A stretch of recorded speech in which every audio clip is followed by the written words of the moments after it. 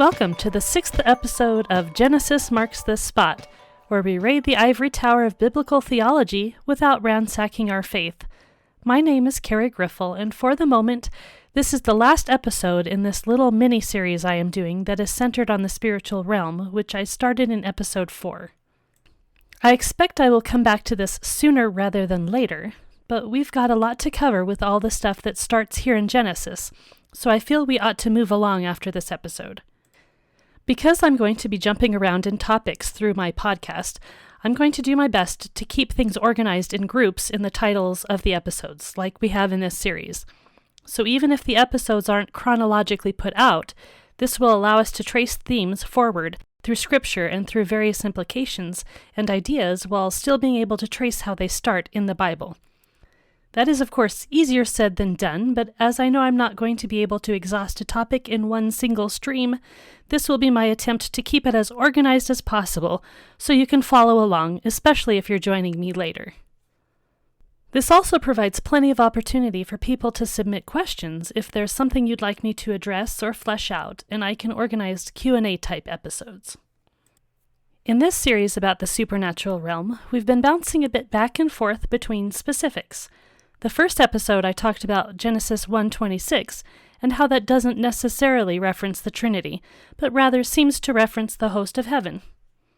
Then I decided it made sense to talk directly about the Trinity because that was a foundational bit of learning in my own faith journey, and I don't want anyone left with anything less than a full appreciation of it. Hopefully what I laid out made sense to you. All of this does, by the way, connect together in the work of the scholar Dr. Michael Heiser. So if you've got questions or want a lot more information on all of this, he's the guy I suggest you go look up on YouTube, or read his books, or listen to the Naked Bible podcast, or take his courses at the Awakening School of Theology. He also has a website at drmsh.com. That's dr like doctor, msh, his initials, .com. He also has a private community that you can join as well. And a personal note and request for prayer on his part and for his family and ministry as well.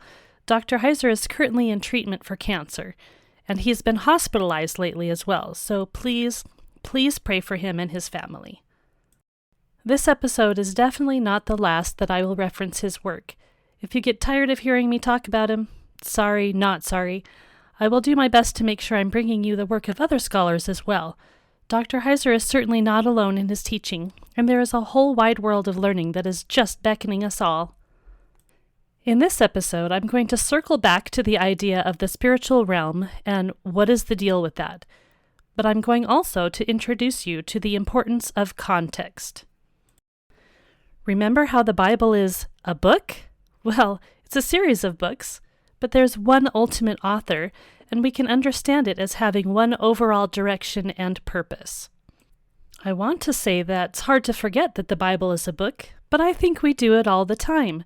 If we do think of it as a book, we think of it as so beyond any other book that it almost doesn't matter that it's a book. But it is a text that is embedded in a particular time, and that means something for how we are supposed to read it. Have you ever read Shakespeare? Have you ever done it without anyone explaining any of the idioms, any of the language, any of the historical background?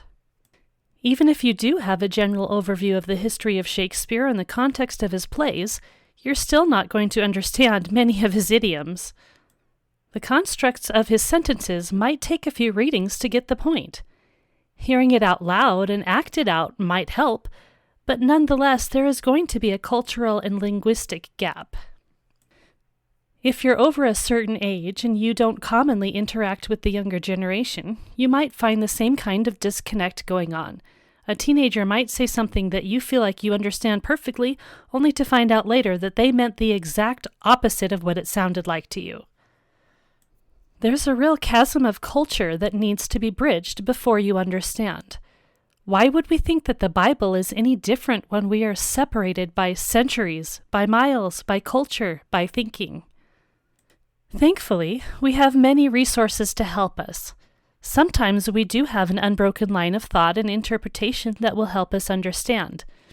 It is true that sometimes tradition, that the historical interpretations of the body of Christ, is our aid in that. Quite often, in fact. But it's also often the case that we look through history and see the struggles. Even when we read the early church fathers, we see a lot of wrestling to figure out what something means. When the church went from majority Jewish to majority Gentile, we lost some framework there. The church at large began thinking in different ways, and there were disagreements. Now, it's vitally important to note, I'm not really talking about doctrine or the major aspects of our faith. It's actually the case that we have striking agreement across time and writing regarding the pillars of our faith. The various early Christian creeds are in agreement. There were some outliers like Arius. There were occasional splits, like the split between the Eastern Church and the Western Church, but there's a reason these things were outliers. They were rare, unlike the splits that happened post-Reformation that continue to happen to this day. Regardless of how it might appear, Christian tradition is in much more agreement than might seem if all we are doing is looking at registered churches. Even so, it's not the place to go to really understand the nitty-gritty cultural context of the Bible. As I said, the Bible is literature, and as such, it might be fruitful to look at other literature from roughly the same time period. This is not to suggest that this other literature is on the level of the Bible in any way. It is not inspired, but it can be helpful to use to get into the heads of what the ancient person would have been thinking. In other words, we ought to read what they read. Our Bible authors and readers would have read or heard about these other texts and stories, and these other stories would have informed or impacted their way of thinking in some way. What we read actively molds our thoughts and ideas. Remember how in the first episode I talked about how we have avatars in our minds which interact in order to think? A book functions just like this. And thanks to Taryn for pointing this out directly to me, because it's a fabulous point. This is why reading is also so important for us today, because our minds will absolutely interact with what we're reading to produce new thoughts. What we read enters our mental landscapes, enriching it and affecting it in real time. The same is true for our ancient authors and readers. So, next up, we are going to briefly look at some parallel literature. By the way, you might notice that in a lot of ways we are going far afield from the book of Genesis in this episode. But I opened that door last time by getting into Genesis 1:26, and of course this material digs a line right through the text, beginning in the first chapter of Genesis, going straight through the New Testament. This is what I meant by not restricting ourselves to Genesis here. So many lines come right back to it, or rather begin there. We do see the action of the Trinity right in creation. God creates, the Spirit of God hovers over the waters, and in the beginning was the Word. There is no lack of the Trinity. But we know that the reality of the unseen realm is more than just the Trinity. I mentioned the heavenly host, specifically in the form of the divine council. So today it is time to get into a bit of this complexity of the spiritual realm, and to do this we're going to try to get into the heads of the ancient person a bit by understanding how they, broadly speaking, understood the world, because we are all aware that ancient Israel did not live in a vacuum. In fact, we're pretty painfully aware of that because many of their interactions with their neighbors were harmful and destructive.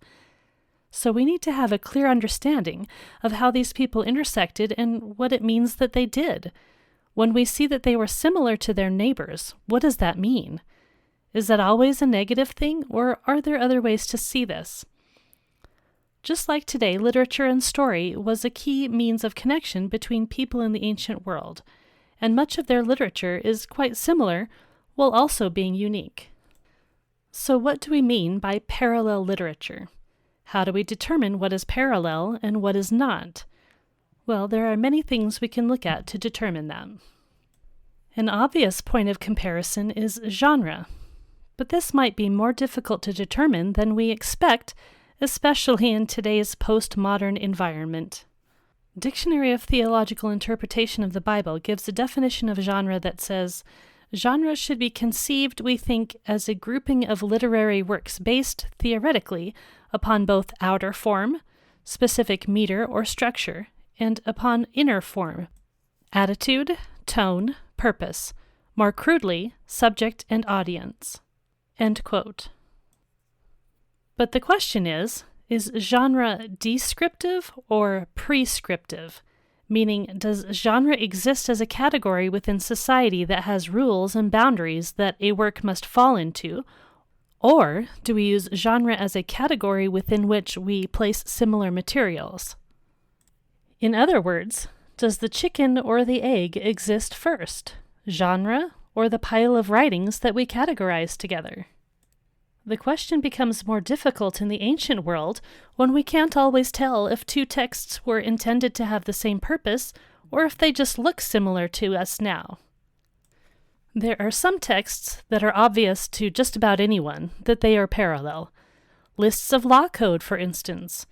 Though, even then, law code might be embedded within a narrative. What about love poetry? That should be obvious, right? But sometimes love poetry might function metaphorically as commentary on something larger than itself. We want to look at the purpose of a text. Was it used in ritual? Was it a letter from a king that was distributed among his people to announce something? Is it a receipt for goods or services?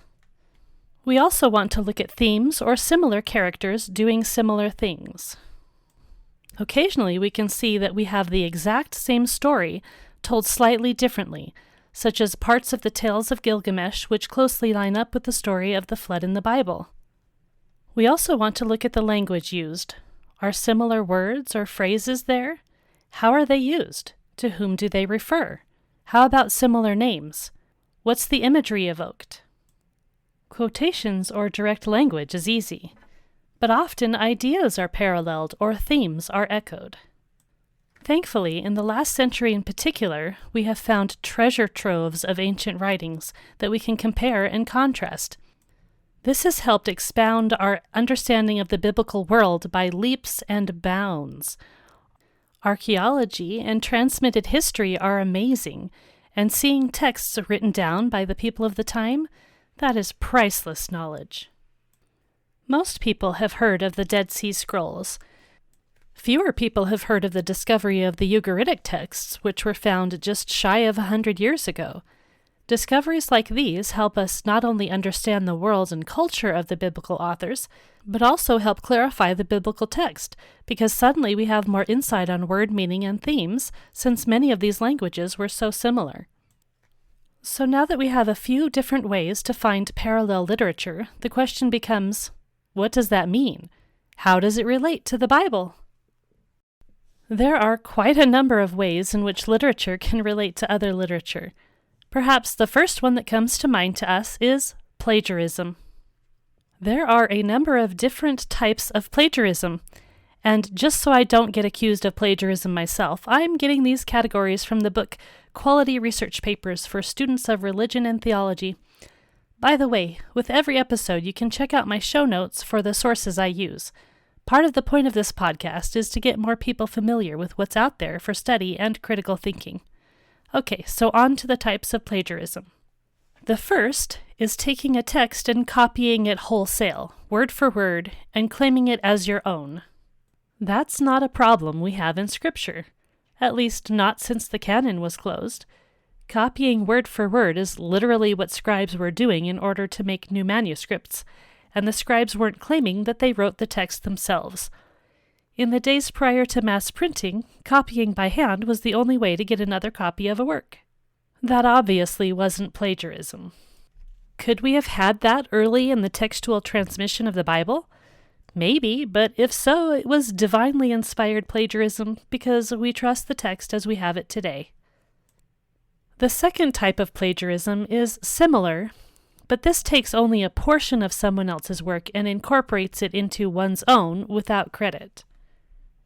Now, we do have evidence of this at times in ancient literature, but the question is, was it plagiarism, which is, after all, a form of stealing, or was it something else? Usually, there's a reason for plagiarism, a financial reason. The earliest account of outright plagiarism that I could find with a quick internet search involved the Roman poet Martial, whose poetry was stolen by someone else. He didn't have legal recourse, so he responded to the theft by writing a poem calling it out. Note that so far, plagiarism is about credit to an author. The fact is, much of the Bible was written by people who did not claim authorship, or at least this claim was not recorded in the manuscripts. Authorial credit was apparently a bit more flexible and not as big of a deal as we see it today. It was common to write something and give someone else credit for writing it, in fact. These types of writing are called pseudepigrapha, false inscription, meaning false attribution to someone else. You can't call that plagiarism. You can make the claim that the writer is being duplicitous because he is counting on his writing having more weight than it ought to have, since he's using someone else's reputation. It's stealing a reputation, not stealing writing or ideas. A third type of plagiarism is taking someone's work and just changing a few words to make it look like it's not the same writing. Another way to do this is to take from multiple sources and mix them together. I could be mistaken, but I don't think writers in the ancient world were concerned with this simply for the fact that writing wasn't mass-printed, and so there was no mass access to texts to compare one with the other. There's also the possibility that cultures mixed ideas together all the time, and it was probably not for malicious intent of stealing an idea, but because they liked an idea that came from somewhere else, and they wanted to incorporate that idea into their own story. Much later in the podcast, I want to explore how this idea might have impacted things like how we see the Great Flood narratives all over the world. Did a culture really have its own ancient flood myth? Or is it just that Christian missionaries influenced the native people, possibly inadvertently? After all, in many cases, these stories were first written down by the pen of Christian missionaries. And in many places, it's simply part of the cultural practice to incorporate stories of other people. This was not strange or wrong to them. Okay, now that I've freaked you out with that idea, listen, I'm not trying to prove or disprove anything here. If these stories were truly part of the history of these people, that's great. If they weren't, that doesn't have to reflect on the truth of the Bible, and there's many reasons that's the case. If we want to be good apologists, we want our evidence to stand on its own. We don't need to be afraid of what we find because we rest in the truth. A final form of plagiarism is that credit may or may not be given, but the writing style of another is stolen. This seems to me to fall better under other types of influence rather than plagiarism. Okay, so that basically covers plagiarism as our option of influence. When parallel literature is brought up, the claim is often trotted out that the Bible plagiarized from someone else. It seems to me that there must be a better way, or at least a more nuanced way, to think about the relationship between most ancient literature because none of the types of plagiarism that I just described seem to fit the vast majority of cases. Plagiarism is a very direct dependence of one thing to another. It requires direct access and particular intent, usually malicious intent.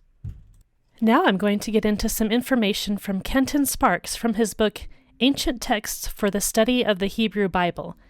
In the introduction of this book, Sparks discusses explanations for textual similarity. The first he mentions is the idea of cultural diffusion. Texts from one place or people are going to be similar to texts from a nearby place or people simply because ideas pass between the cultures both directly and indirectly. Sparks discusses 4 types of cultural diffusion. The first is with a direct connection. This is when one thing is directly dependent on another thing. Plagiarism would fall into this category, of course, but there are other ways that something might be directly dependent on an original idea. Satire, for instance, has a direct dependence. Polemic also has a direct connection. A polemic is something that directly refutes or corrects another idea. A polemic supports a specific position by undermining an opposing idea. Polemics have particular motivations. Derivative literature is another category of direct influence. A derivative work will include elements of an original work, but will use them in a unique way. One example of this today would be the YouTube channel Bad Lip Reading, which takes pre-existing video clips from movies and other places and redubs the vocals. Sometimes they take various clips and incorporate them into entire music videos, which then your children become obsessed with. Derivative literature can be a form of satire like bad lip reading or Weird Al songs, but it can also be literature that takes themes and ideas and plots and characters and reuses them in recognizable form, such as in the newer adaptations of Sherlock Holmes. Usually, of course, direct connections aren't that direct, but in order to call it a direct connection, there needs to be more than a passing resemblance. Things like repeated language and content help make the case of direct connection. It is also important to note that sometimes in the case of ancient literature, it can be difficult to know which text came first, so we can't always be sure which is dependent on which. I'm sure you've all heard that, of course, the Israelites stole from the Canaanites. This is obvious when we see similar flood narratives, they say. But this ignores the fact that the Bible has a source for the Canaanites. And who were they? That's right, they were descended from Canaan, the grandson of Noah. I wonder why they'd know about the flood. What an interesting question. The second type of cultural diffusion that Sparks mentions after direct connection is mediated connection. This is when there is a middle source of connection. Here, the text would know about the original source not because of the original source, but because of a third source that connects to the original one, that goes between the two. A visible example of this might be the book The Travels of Marco Polo. People in Europe began to know about Asia, not because they went there themselves, but because Polo brought back this information. The connection between the East and the West became more direct as more people were encouraged to travel and bring back goods, but at first it might have been stories that people heard. Another example of a mediated connection is Disney's The Lion King. In today's world, we have fewer and fewer direct connections between the world of Shakespeare and our own. Many today have never read or seen Hamlet, but we'd be hard-pressed to find someone in America who didn't know the story of The Lion King. While The Lion King had direct dependence on Hamlet, the Disney movie has created a situation where people are not aware of the story of Hamlet, even as the themes of Hamlet have entered the modern consciousness in a different way.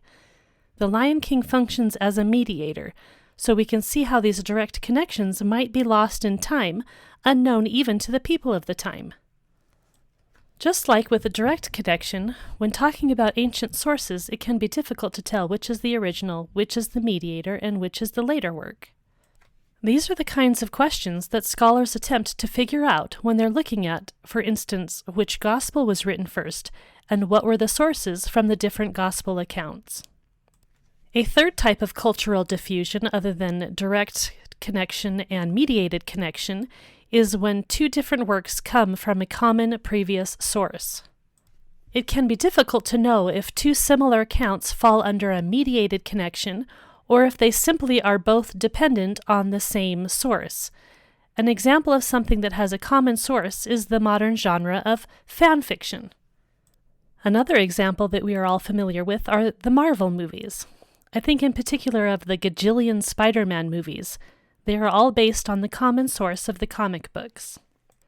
The last type of cultural diffusion that Sparks mentions is common tradition. This is similar to having a common source, but it is less about deriving from a single source than it is that it is embedded in a common matrix of ideas. After some point, that might be more of an accurate picture of the world of fantasy writing than suggesting common source material. While much fantasy fiction uses the exact same fantasy races, acting in the exact same way, that J.R.R. Tolkien developed in The Lord of the Rings, elves and dwarves and hobbits and the like, fantasy has developed into an entire genre that can be seen as more of a tradition than something that is solely based on one source. You can see that in reality, the situation on the ground is often more complex. Multiple types of influence often occur simultaneously. When we are looking at biblical literature compared to its contemporaries, cultural diffusion seems to be a better way to look at similarities than plagiarism. Cultural diffusion is simply how people share ideas with one another and incorporate those ideas. Cultures don't exist in vacuums. Some people still call this kind of thing borrowing, usually with a hint of superiority that borrowing is some kind of slam against the text. But there's nothing nefarious going on with this type of thing. In fact, it would be both weird and it would make the text harder to interpret if this kind of thing wasn't going on. Borrowing, in fact, makes the job of the Bible translator or interpreter easier. If the biblical author couldn't share mental spaces with his contemporary, then it would make it very difficult for him to transmit information to other people. The Bible is full of imagery. If the writing of the biblical author was the first time anyone encountered these images, then imagery, metaphor, idiom, these would all need to be explained before anyone could understand the point of the text. Another explanation of similarity that Sparks calls more basic is the context of shared humanity. There are basic universal experiences and desires that seem common to humans at large. We don't need to appeal to a common source when we see two texts both contain a character who wishes to find a way to live forever, for instance. If those two stories contain similar words or particular examples, that is when we can go down the route of exploring more particular connections. I have seen it suggested that the Bible has to be absolutely unique in order to be inspired. This simply does not follow logically. The Bible can be simultaneously embedded within its context and inspire truth. I've further seen suggestions that it had to have been written in God's holy language. But then I ask myself why the disciples and Jesus didn't speak this holy language, and why they found it perfectly acceptable to use different manuscript traditions, not to mention asking how we are supposed to understand the Bible when we aren't reading it in this supposed holy language. There are convoluted explanations for all that. The corruption of the language at some point required a new sacred language, and so on and so forth until we get to the ultimate Bible translation, the King James Version, which they probably aren't even reading the original version of that either, incidentally. The fact is, the language that the Bible was written in was very similar to other languages around it at the time. So it makes perfect sense that different cultures would use the same words or even names when speaking about their deities. Similar names do not mean that the same being is being referenced necessarily. Similar names do not mean that one culture merely appropriated the deity from another culture. Yes, this does happen, but I've seen it too often that we assume some direct flow through history, and I ask myself why we see things like that when, as I believe I've mentioned before, that kind of takes pagan literature at its word, and I just don't think we ought to do that. I've seen it suggested that if anything in the Bible is similar to anything outside the Bible, then that must mean that the pagan literature must also be inspired. This is not a necessary conclusion. Both the Bible and pagan literature were floating around in the same cultural mix. That cultural mix is not what is inspired. It simply means that there will be similarities. Similarities in stories, similarities in pictures and metaphors and constructs. The Bible is inspired. The culture of the Bible is not.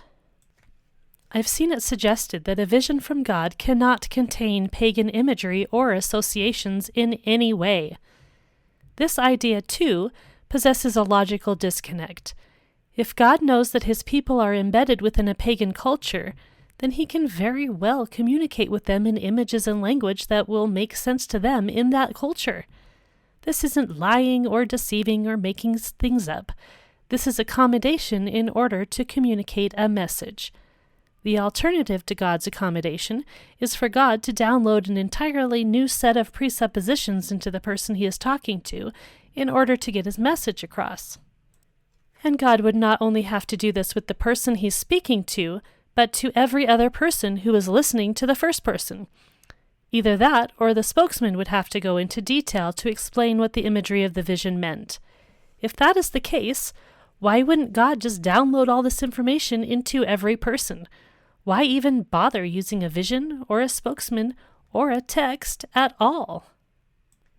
Remember, we are talking about the Bible as inspired literature. The options are not either the God of the Bible is 100% unique in every way, meaning there can be zero similarities with other deities, or the God of the Bible is made up, borrowed from someone else, and did not in fact reveal himself to anyone. These are not our only two options. What is a third option between those two? That God did in fact reveal himself, and he did so within a specific culture and time and language, rather than coming down and making an entirely new culture and language himself. God's revelation doesn't require that he reveal a new culture or new language. He merely needs to communicate within the existing one. A bonus to all of this is that we can use parallel literature in order to interpret or understand the Bible. We can use other literature to get into the head of the ancient person, as Dr. Heiser likes to say. It can help us understand the way they thought. It can help us understand how God interacts with the world.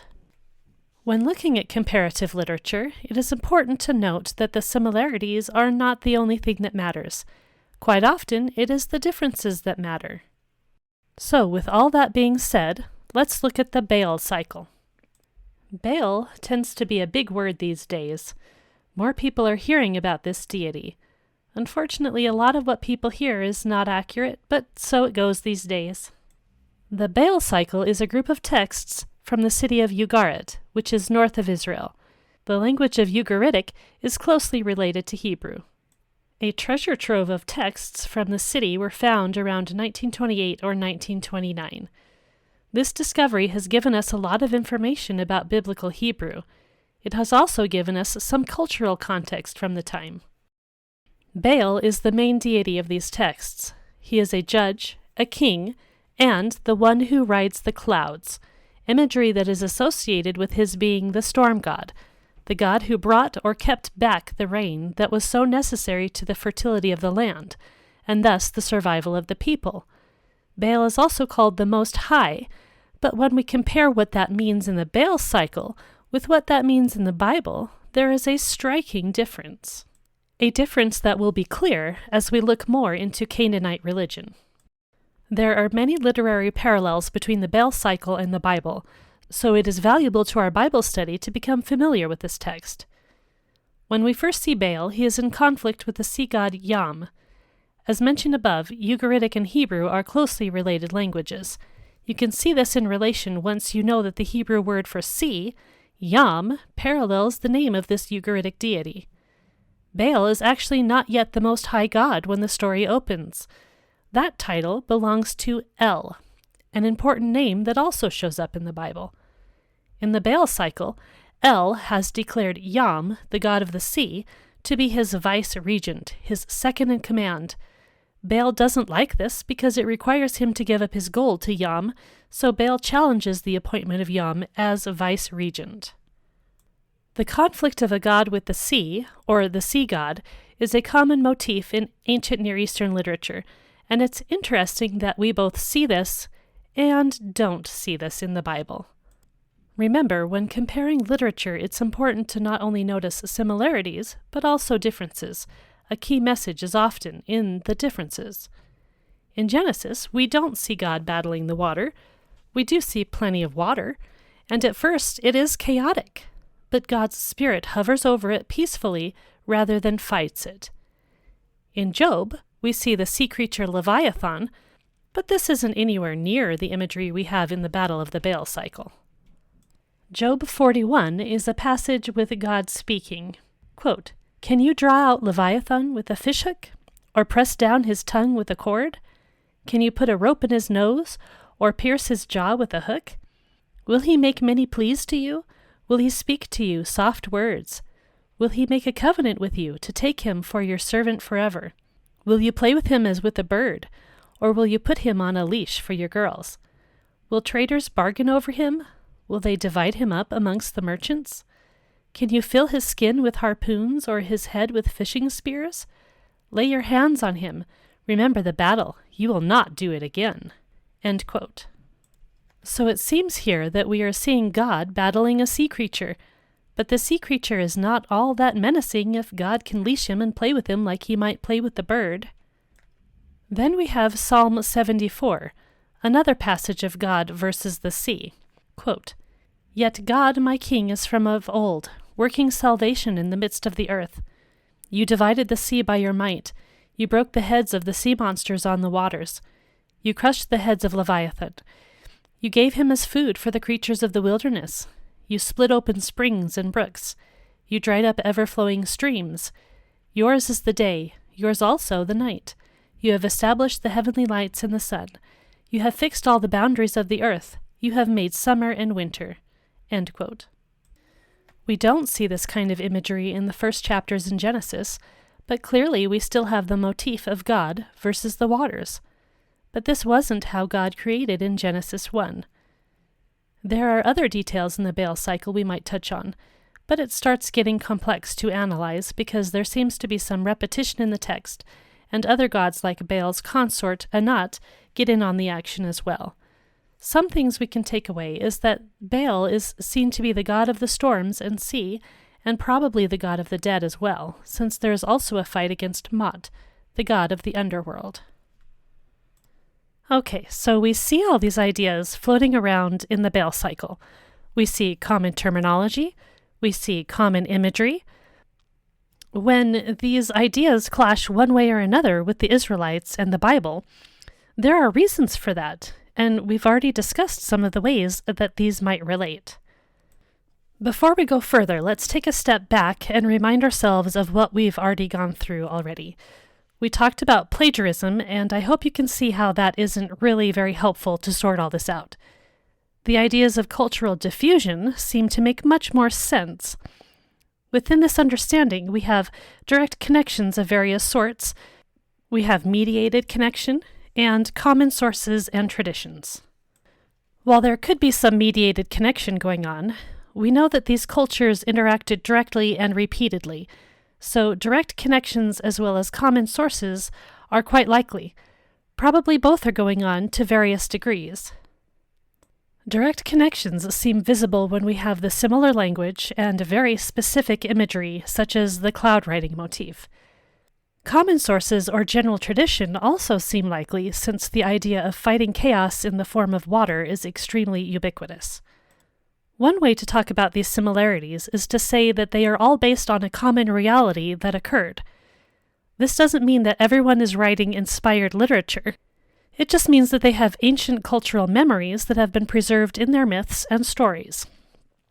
While I think that some of that is quite likely, I personally feel there is too much similarity in many cases for this to always be the case. When you have a common source with diverging paths, the farther along in time you go, the more likely the stories will have very little in common.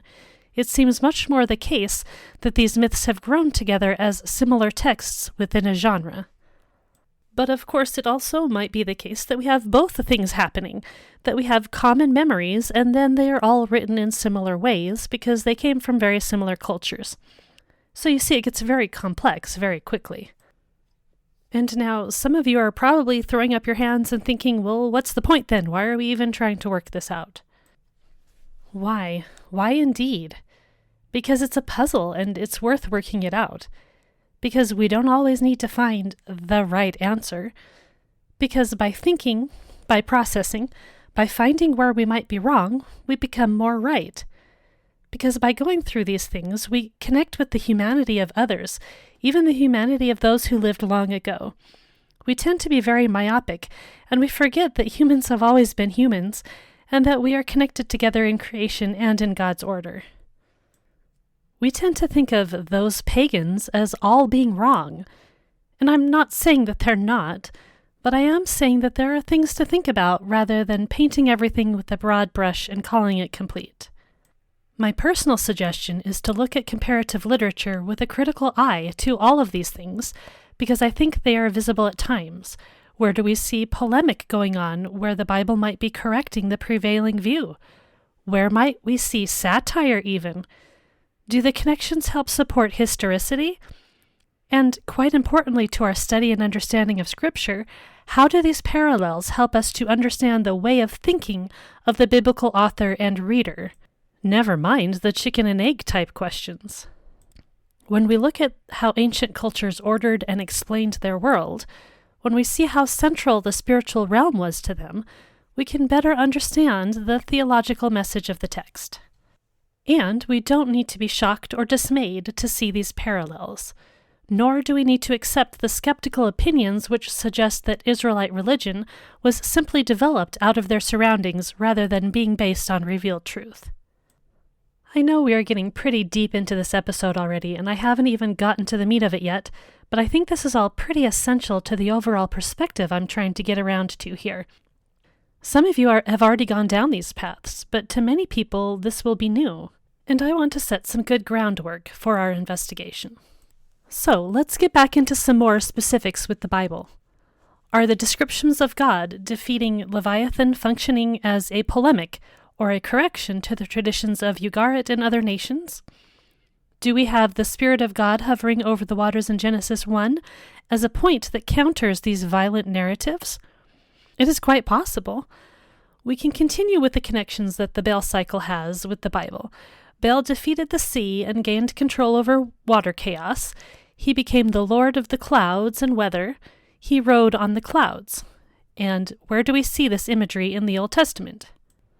God is described as one who rides the clouds in various passages. One of my favorites is Isaiah 19:1. An oracle concerning Egypt. Behold, the Lord is riding on a swift cloud and comes to Egypt, and the idols of Egypt will tremble at his presence, and the heart of the Egyptians will melt within them. End quote. I find it interesting that Yahweh God as the cloud rider is enacting judgment on Egypt and its idols. Another place we see Yahweh as a cloud rider is in Psalm 104, verses 1 through 4. Bless the Lord, O my soul. O Lord my God, you are very great. You are clothed with splendor and majesty, covering yourself with light as with a garment, stretching out the heavens like a tent. He lays the beams of his chambers on the waters. He makes the clouds his chariot. He rides on the wings of the wind. He makes his messengers winds, his ministers a flaming fire. End quote. Now we ask ourselves, why does the same imagery show up in pagan literature as well as inspired scripture? This is where we are going to look at all those points I made earlier. Our God riding the clouds doesn't seem to be an obvious extension of being human, so the connection must be more direct than one which arises out of a shared common humanity. Plagiarism is really a silly idea. The imagery is the same, but the words are not directly lifted from anywhere that we know about. So this leaves the idea of cultural diffusion of some type. Can we tell if this is direct borrowing, mediation, or a common source or tradition? Mediation is not likely because the imagery is so very similar. It is definitely possible that there is a common tradition or way of describing a deity in this way, because deities are often connected to the way the weather behaves. It could also be direct borrowing.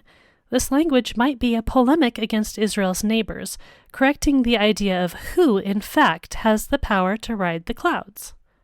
Baal of the Baal cycle is not the ultimate creator. It is not likely that the people of Ugarit took the imagery from the people of Israel, because then Baal would have been depicted as a more powerful entity than he appears. If the Baal cycle functioned as a polemic against the Bible, then it doesn't work very well either that way. Compared to Yahweh, Baal is a comparatively weak figure who needs to battle to achieve his ends. The Bible, however, shows a God who is not subject to any higher deity, who is not depicted as needing battle chaos in order to reign supreme. So it does seem most likely that this is a corrective polemic that the Bible is using. Unlike those fickle gods whom you have to bribe for rain, the actual creator is very much different. The Old Testament is not the only place we see a cloud rider. Let's read Matthew 26:63 through 65. This is Jesus before Caiaphas. But Jesus remained silent, and the high priest said to him, I adjure you by the living God, tell us if you are the Christ, the Son of God. Jesus said to him, You have said so, but I tell you, from now on you will see the Son of Man seated at the right hand of power, and coming on the clouds of heaven. Then the high priest tore his robes and said, He has uttered blasphemy. What further witness do we need? You have now heard his blasphemy." End quote. Remember that Son of Man was the most common way that Jesus referred to himself. While the phrase Son of Man might mean that he's just calling himself a human like any other, this quote by Jesus blows that idea out of the water. Son of Man was actually a messianic title. Let's turn to Daniel 7. "I saw in the night visions, and behold, with the clouds of heaven there came one like a son of man, and he came to the Ancient of Days, and was presented before him. And to him was given dominion and glory and a kingdom, that all peoples, nations, and languages should serve him. His dominion is an everlasting dominion, which shall not pass away, and his kingdom one that shall not be destroyed." End quote. That was verses 13 and 14. Something that struck me here is the additional ending of the Lord's Prayer that was probably not in the original New Testament, but added later. "For thine is the kingdom and the power and the glory."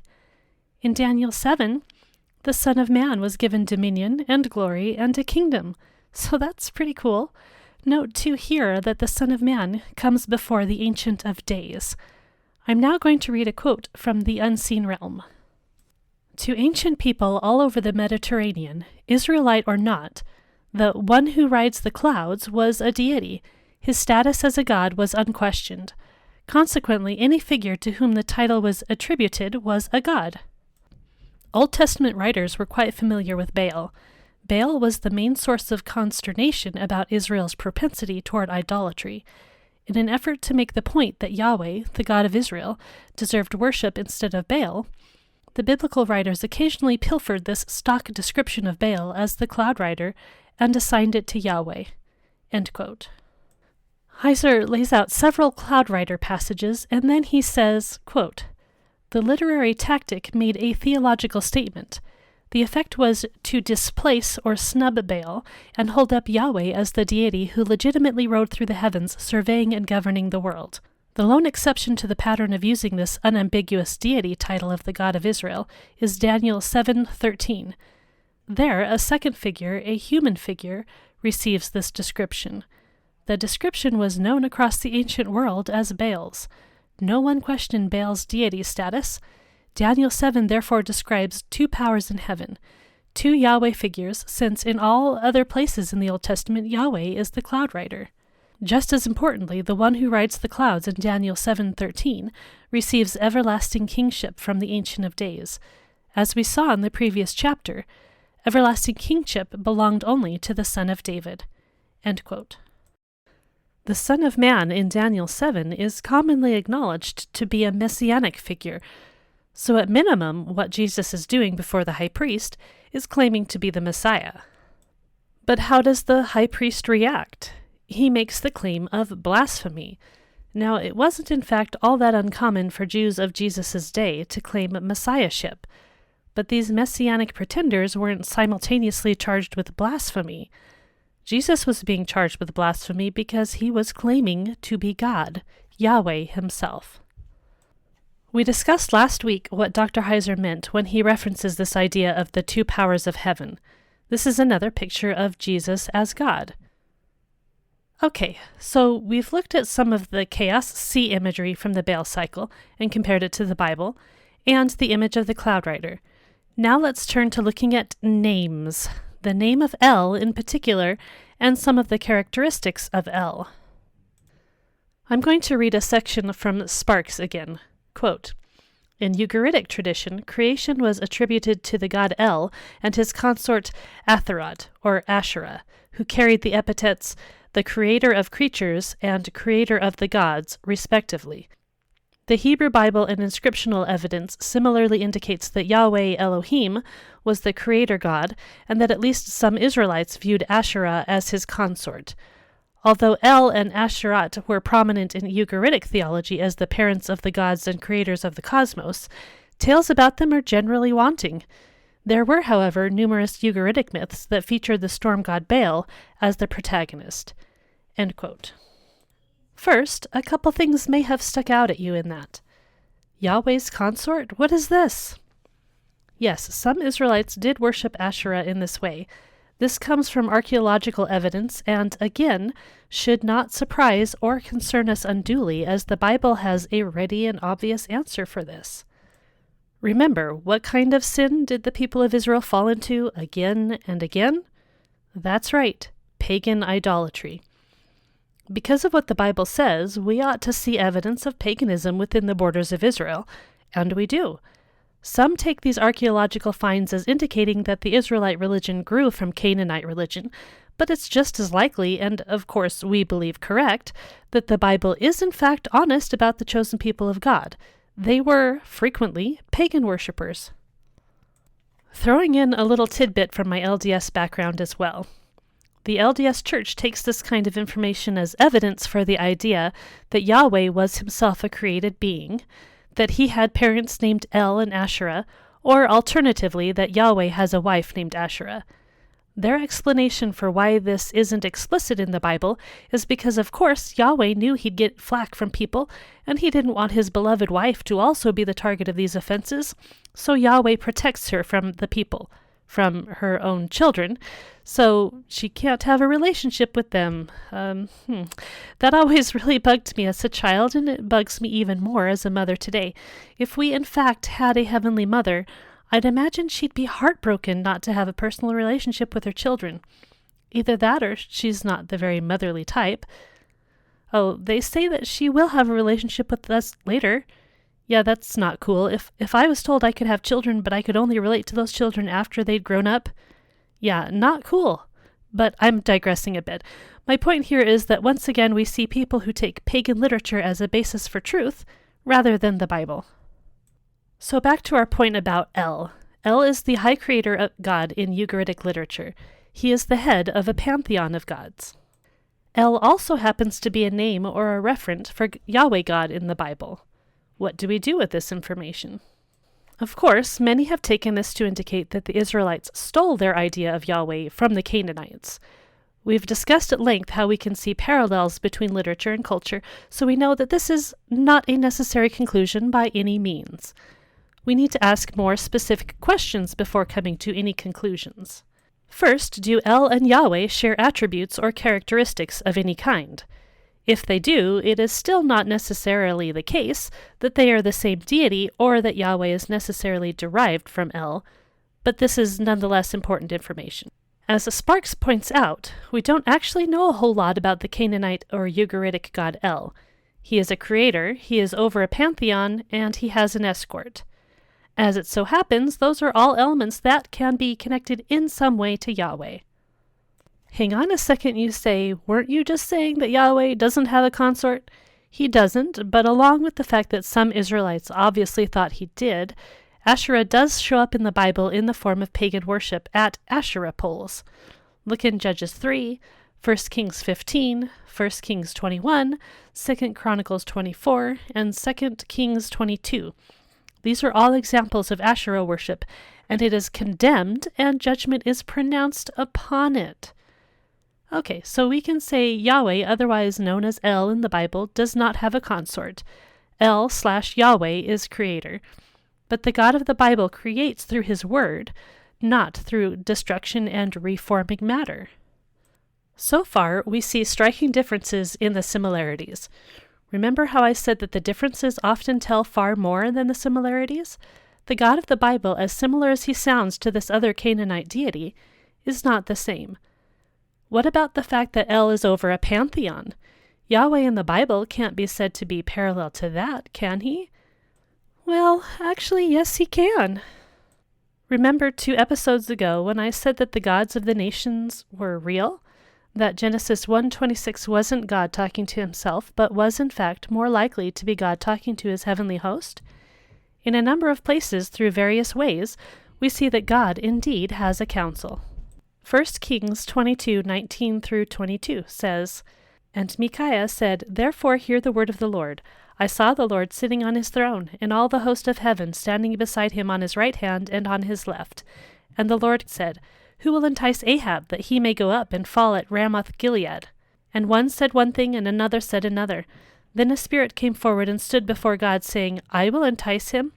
And the Lord said to him, By what means? And he said, I will go out and will be a lying spirit in the mouth of all his prophets.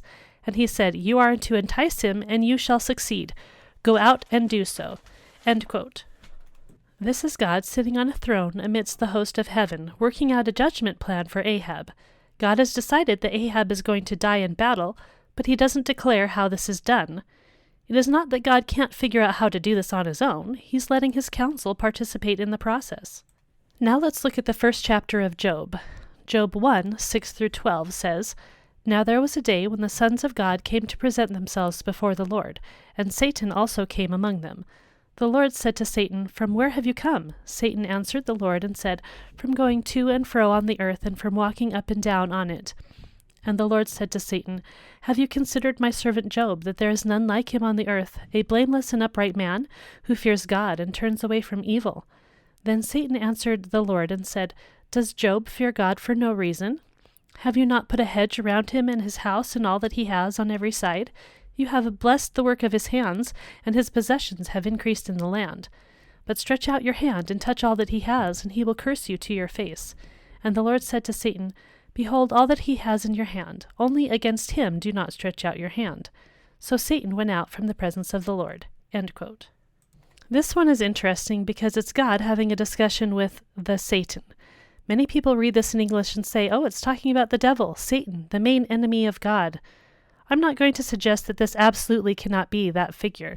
I'm not denying the reality of the devil, but that Hebrew word there isn't a name. It says the Satan, and Satan means adversary. It could be a job description. Satan is used elsewhere in the Bible where it most definitely cannot refer to the devil. Either way, what we have in Job 1 is, once again, God in a council. So God has a council of spiritual beings with whom he works to administer his rule. We can see the functions of some of these beings. Of course, they function as messengers. That is literally what the word angel means, messenger. Members of the heavenly host also have a mediating role with humanity. Job 5:1 says, Call now, is there anyone who will answer you? To which of the holy ones will you turn? Job 33:23 says, If there be for him an angel, a mediator, one of the 1,000, to declare to man what is right for him. End quote. There is a heavenly court of judgment as well. Daniel 7:10, A stream of fire issued and came out from before him, 1,000 thousands served him, and 10,000 times 10,000 stood before him. The court sat in judgment, and the books were opened. End quote. They apparently have something to do with writing down books of life or remembrance. Malachi 3:16 says, Then those who feared the Lord spoke with one another. The Lord paid attention and heard them, and a book of remembrance was written before him of those who feared the Lord and esteemed his name. End quote. If we take Genesis 1:26 to be God speaking to his host, they also participate in the imaging task. We will get much more into what that means, but for now I'd point out that the heavenly messengers appear as men. The council also rules the nations. Let's read Psalm 82. Remember when we talked about the term Elohim? That's translated as gods here in the ESV. Psalm 82 says, God has taken his place in the divine council. In the midst of the gods, Elohim, he holds judgment. How long will you judge unjustly and show partiality to the wicked? Selah. Give justice to the weak and the fatherless. Maintain the right of the afflicted and the destitute. Rescue the weak and the needy. Deliver them from the hand of the wicked. They have neither knowledge nor understanding. They walk about in darkness. All the foundations of the earth are shaken. I said, You are gods, Son of the Most High, all of you. Nevertheless, like men you shall die, and fall like any prince. Arise, O God, judge the earth, for you shall inherit all the nations. End quote. God is going to inherit the nations. That tells us who these members of the council are. They are the lesser created gods who rule the pagan nations, being judged because they did not rule as God would have them rule. The question now is, how did they get there? How did these lower gods come to be over the nations? For that, we are going to turn to Deuteronomy 32:8. I'm only going to briefly overview this. For the full explanation, I highly recommend reading The Unseen Realm by Dr. Michael Heiser. Deuteronomy 32:8-9 says, When the Most High gave to the nations their inheritance, When he divided mankind, he fixed the borders of the peoples according to the number of the sons of God. But the Lord's portion is his people, Jacob his allotted heritage." End quote. The reference to the division of mankind, this is speaking of the time of the Tower of Babel. Genesis 11:1-4 says, "Now the whole earth had one language and the same words, and as people migrated from the east, they found a plain in the land of Shinar and settled there. And they said to one another, 'Come, let us make bricks, and burn them thoroughly.' And they had brick for stone, and bitumen for mortar. Then they said, 'Come, let us build ourselves a city, and a tower with its top in the heavens, and let us make a name for ourselves, lest we be dispersed over the face of the whole earth.'" End quote. Of course, that's exactly what happened. God divided mankind into nations, fixing the borders of the peoples, amongst the sons of God, whom we know are created spiritual beings. Let's read Deuteronomy 4:19-20. "And beware, lest you raise your eyes to heaven, and when you see the sun and the moon and the stars, all the host of heaven, you be drawn away and bow down to them and serve them, things the Lord your God has allotted to all the peoples under the whole heaven. But the Lord has taken you and brought you out of the iron furnace, out of Egypt, to be a people of his own inheritance, as you are this day." End quote. God has decreed that the other nations will have other gods to worship. Is this weird? Yes, but keep in mind that if these other gods image God the way they are supposed to, then they are expected to be his representatives just as we are. This corresponds to the way God works throughout Scripture, allowing participation from his imagers to accomplish his goal of bringing all humanity to himself. Psalm 82 tells us these gods were not obedient. Rather than leading mankind to the true Creator, the sons of God who were allotted to the nations usurped God's authority. In response to the people once again ignoring God and doing what they want, making a name for themselves, God said, "Fine, you want to do that? We can do that." He gave the people over to their desires, giving them leave to worship other created beings, keeping a remnant of humanity for himself. The other Elohim which he appointed got greedy and took the worship of the people to themselves, guiding the people toward wickedness rather than toward the Creator of all. This is what Dr. Heiser and others call the Deuteronomy 32 worldview, the idea that the lesser gods of the nations were appointed by God, that they rebelled, and this is the mess we are now in, one of the many messes that are taken care of at the incarnation, death, resurrection, and ascension of Jesus Christ. So, what does God need with the council? Well, he doesn't. Why does God need humans? The church. Does God having a council mean that he's giving over decisions and authority to other people or other beings? Not any more than he does in relation to the body of Christ. The idea is that we are to be in agreement with God's will, doing what God would have us do. Let's turn again to the book of Daniel, this time to chapter 4. Starting in verse 13. "I saw in the visions of my head as I lay in bed, and behold, a watcher, a holy one, came down from heaven. He proclaimed aloud and said thus, 'Chop down the tree and lop off its branches, strip off its leaves and scatter its fruit. Let the beasts flee from under it and the birds from its branches. But leave the stump of its roots in the earth, bound with the band of iron and bronze, amid the tender grass of the field. Let him be wet with the dew of heaven. Let his portion be with the beasts in the grass of the earth. Let his mind be changed from a man's, and let a beast's mind be given to him, and let 7 periods of time pass over him.